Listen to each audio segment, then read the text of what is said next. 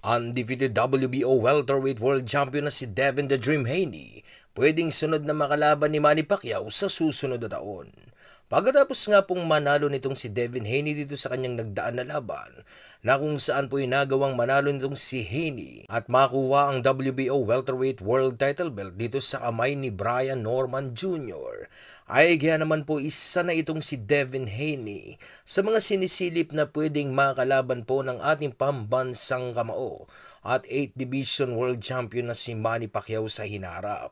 Lalo pa po at itong si Pacquiao ay nasa top contender sa WBO welterweight world title belt na hawak-hawak ngayon itong si Haney. Si Devin Haney ay isa po sa mga disipulong boksingero nitong si Floyd Mayweather Jr. na kung saan ay isa ito sa mga gumagamit ng kakayahan ni Floyd Mayweather Jr.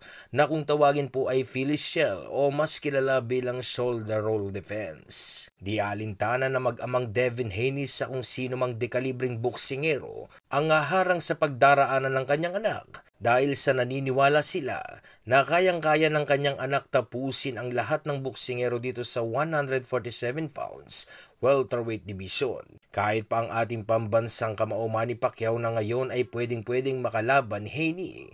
Pero kahit na ganoon pa man mga idol, hindi pa din naman po nawawala sa listahan ni Pacquiao ang WBA welterweight world champion na si Rolando Romero at itong undefeated legendary boxer na si Floyd Mayweather Jr.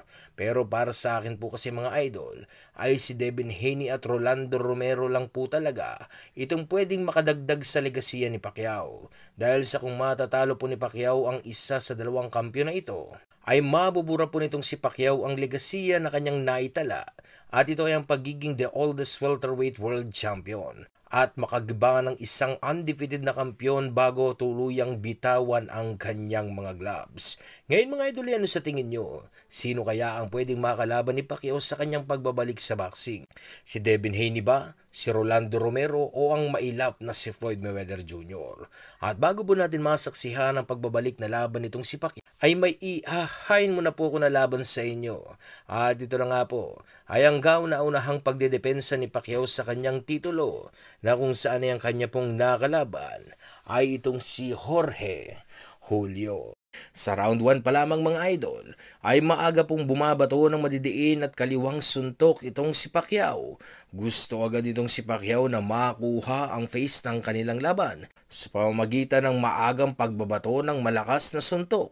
Lumalagitik po sa katawan nitong si Jorge ang lakas ng bawat patama ng mga suntok nitong si Pacquiao na naging dahilan mga idol kung bakit napunta kay Pacquiao ang round 1 ng laban.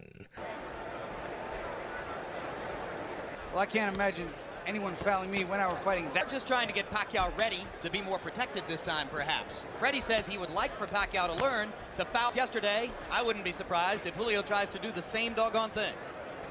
Thoroughly, and I think Pacquiao has already gotten some of Julio's left-hand counter. That many times mean I like get one back, so this must be a real good kid. Big left hand by Pacquiao. Maybe biting off something more than you can chew, but Julio has a lot of knowledge and a lot of craft. When you come up to 122 from 118 and you get Manny Pacquiao in your third, Julio has got a concerned look on his face. Sometimes the first couple of punches might rock you, but then you taste the power and sort of get used to it, right, Bobby? Well, you know, there are times I countered by a nice left-hand counter by Julio. Oh, big left hand by Pacquiao. You got to see what a big hitter Pacquiao wants to be. Throws every punch with aggression. So much more. Pacquiao with a body shot after missing with the wild. But if you get caught one of those and you're not looking, I'll tell you what, your legs come right out from under you. When you catch you looking, boy. Whoa, keep up. And there's a low blow. So already an elbow and a low. Pacquiao. Put your head. Put your head. Aggressive intentions. Julio, a little bit more of a change-up artist, and holding his own now. Punch that hard as Pacquiao is. Takes a lot of energy to start those punches. Oh, that's a huge left-hand shot, and the right-hand shot. No, not down. Don't pull him down, Manning. As I was saying, You play the case.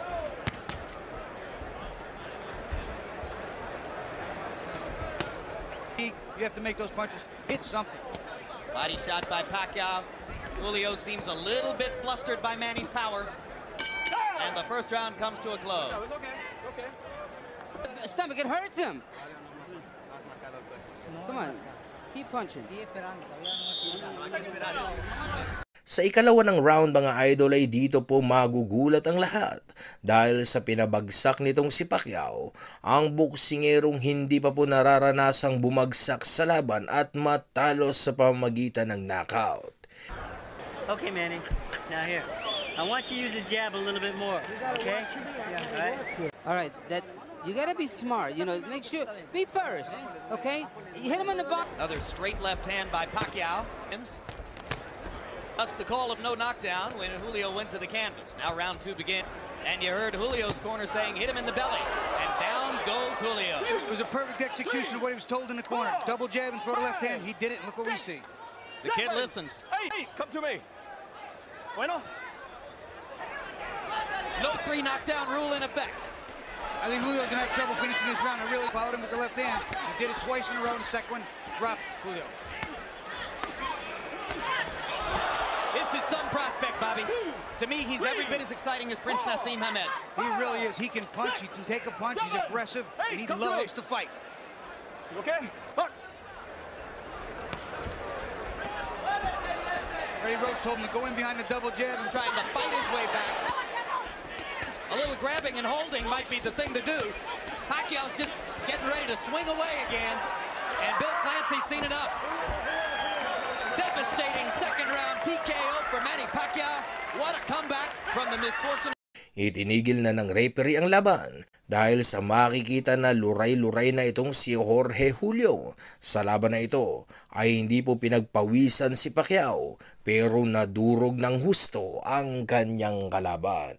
What a comeback from the misfortune of San Francisco. Ladies and gentlemen, referee Bill Clancy has to step in and call a halt to this bout. The official time, 1 minute, 9 seconds of round number 2. The winner by TKO victory and still the IBF Junior Featherweight Champion of the world, Manny the Destroyer Pacquiao. Ngayon mga idol, sunod naman po natin ang isa sa hindi malilimutang laban ni Pacquiao na kung saan po yung nakalaban ni Pacquiao ay ang isa sa pinakamalakas na kampiyon noon sa 147 welterweight division ng kanyang kaharapin, ang mas bata noong kampiyon at may hawak ng WBO o World Boxing Organization welterweight world title belt na si Jesse Vargas.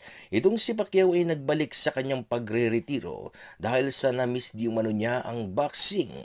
At sa kanyang pagbabalik ay agad-agad po nitong sinagupa ang kampiyon na si Jesse Vargas. I'm happy to be back. I feel lonely and sad when you are thinking you're not longer active with the sport of boxing. You know, I want to box. I want to continue because Sa laban na ito mga idol ay maraming naniniwala na hindi na kaya di umano nitong si Pacquiao makipagsabayan sa mas batang kalaban. Lalo pat itong si Vargas ay nasa kanya na ngayong kapanahunan na kung saan ay nag-uumapaw ang kumpiyansa ng kampiyon na ito na kanya di umanong tatalunin lamang sa laban ang 8th Division World Champion na ating pambansang kamao na si Manny Pacquiao. Let's come out victorious and to show that I'm the best in the welterweight division. What have you done to prepare for Manny? What have I done? What have we done? My team and I have prepared tremendously in a great way, and we look forward to performing well because that's what we work for. You know, and this November 5th, this Saturday night, tomorrow night, we're going to give the fans a great performance, and we plan to come out victorious. We worked hard for it, and we have no doubt that that will be the outcome. Walang kaalam-alam si Vargas na hindi pa rin nawawala ang bagsik nitong si Pacquiao. Kaya naman po yung mararanasan ng kampiyon na ito ang pagkatalo na hindi niya pa nararanasan sa kanyang talang buhay. Kaya naman ay huwag po natin patagalin pa at sabay-sabay po natin ngayong panoorin ang highlights ng kanilang buong naging sagupaan. Sa unang round mga idol ay medyo po nagiging maingat ang ating kababayan na si Pacquiao dahil sa aminado itong si Pacquiao na malakas din itong kanyang kalaban. Kaya naman binabasa at kinakapapa ng ating kababayan ang lakas at diskarte ng kanyang kalaban sa pagbato ng suntok.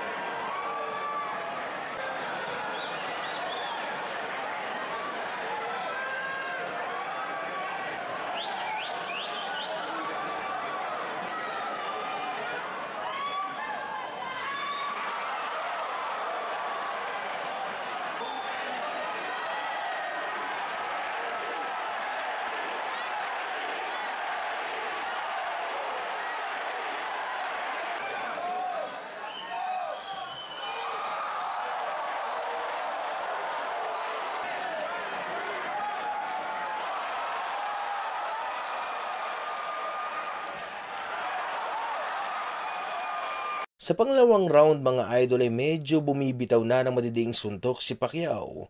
Gusto ni Manny Pacquiao na makuha ang round 2. Kaya lamang kasi ay desidido ang kampiyon na si Jesse Vargas na makuha ang face ng laban.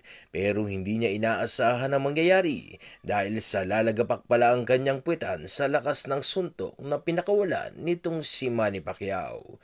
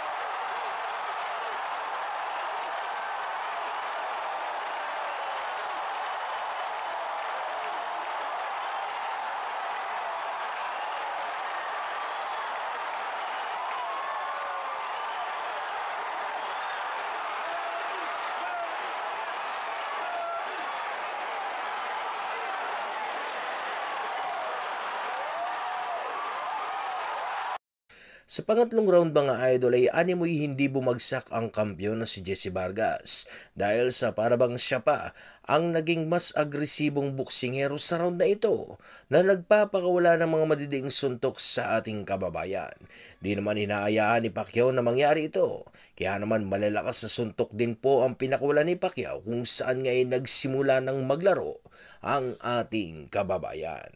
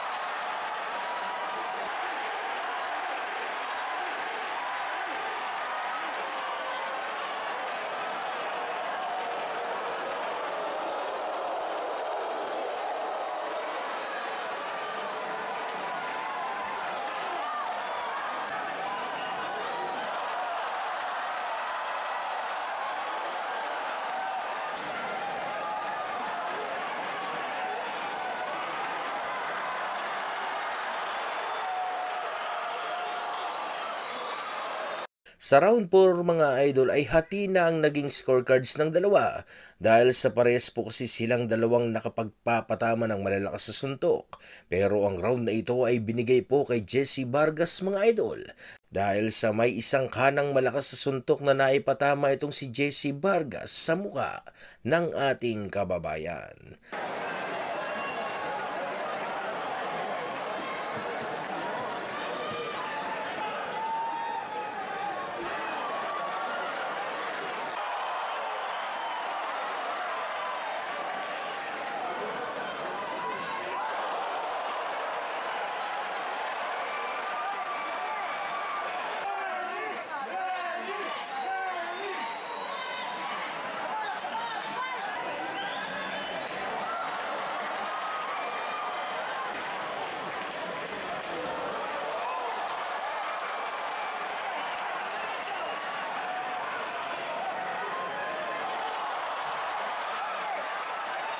Sa round 5 mga idol ay punong-puno na ng aksyon ng laban na kung saan nga po ay nakikipagbunuan na si Pacquiao sa kanyang kalaban.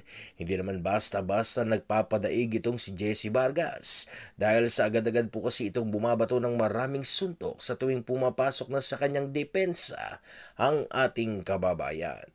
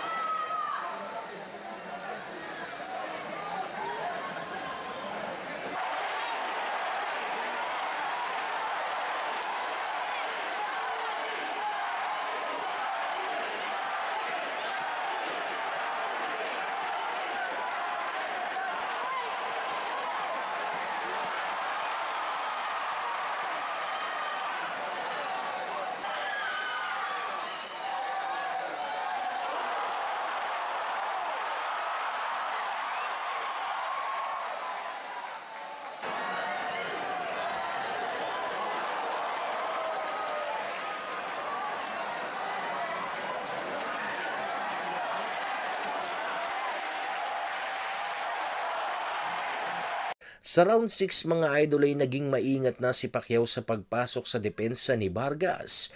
Napag-alaman na po kasi ni Pacquiao na medyo malakas din talaga ang mga suntok nitong si Jesse Vargas na nagagawa siyang mayanig kung saan ay nawawala ang kanyang balanse. Kitang-kita po dito kay Jesse Vargas ang style nitong si Juan Manuel Marquez na kanya lang naman pong pinaggayahan na estilo para talunin ang ating pambato.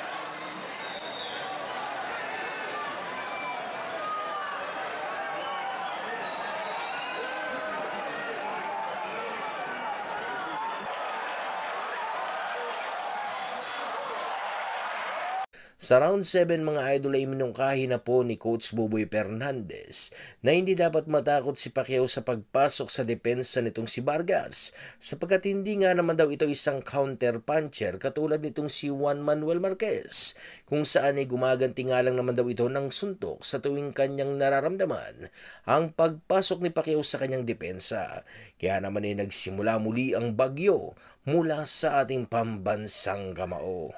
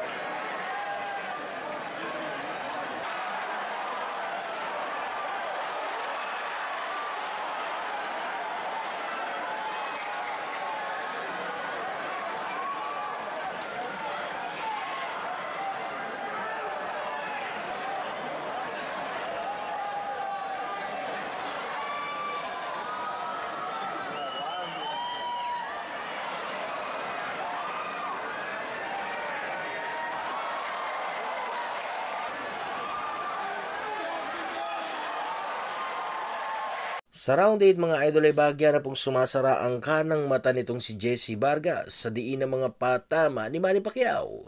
Hindi na mabasa-basa ni Vargas ang lokasyon ng mga pinanggagalingan ng mga suntok nitong ating kababayan. Kaya naman ay bara-bara na ang Jesse Vargas sa round na ito na sumusuntok na lamang sa hangin. Ito ay dahil sa pabago-bago ang estilo na ginagawa ni Manny Pacquiao.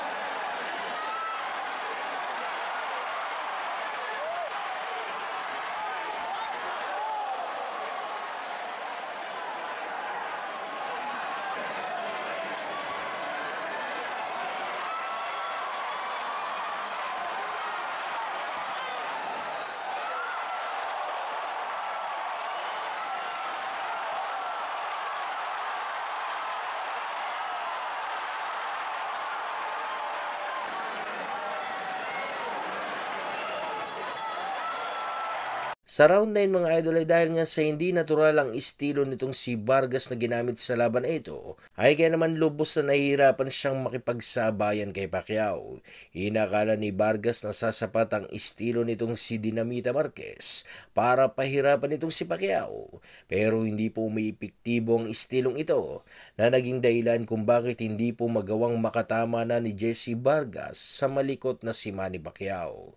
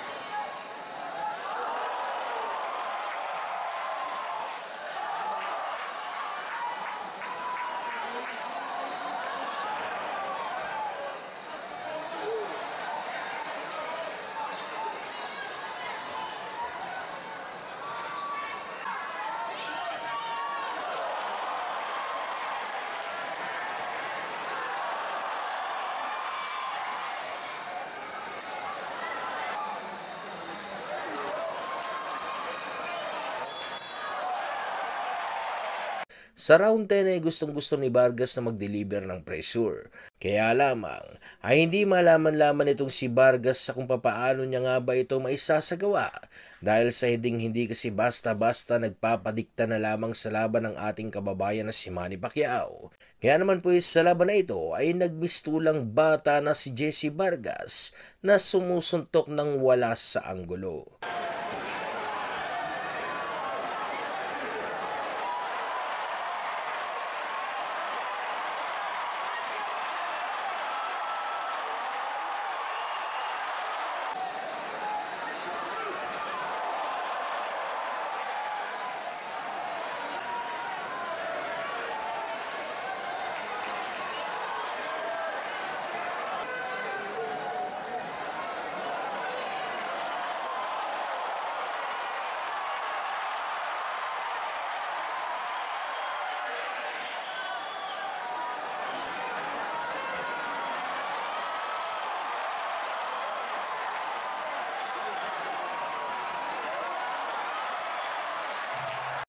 Sa round 11 mga idol ay hindi na alam ni Jesse Vargas sa kung paano niya nga ba pupuruhan itong si Pacquiao.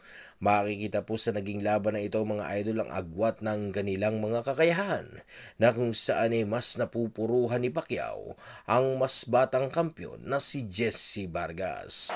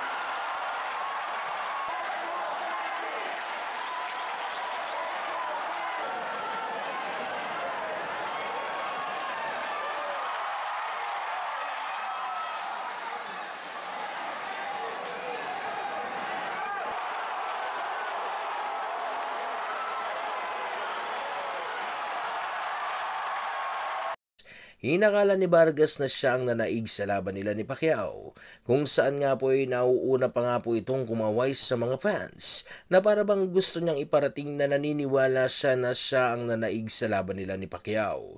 Pero katulad nga ng inaasahan mga idol, ay dahil nga sa mas maraming naipatamang malalakas na suntok itong si Pacquiao, ay kaya naman siya ang nanaig sa laban at nag-uwi ng WBO welterweight world title belt.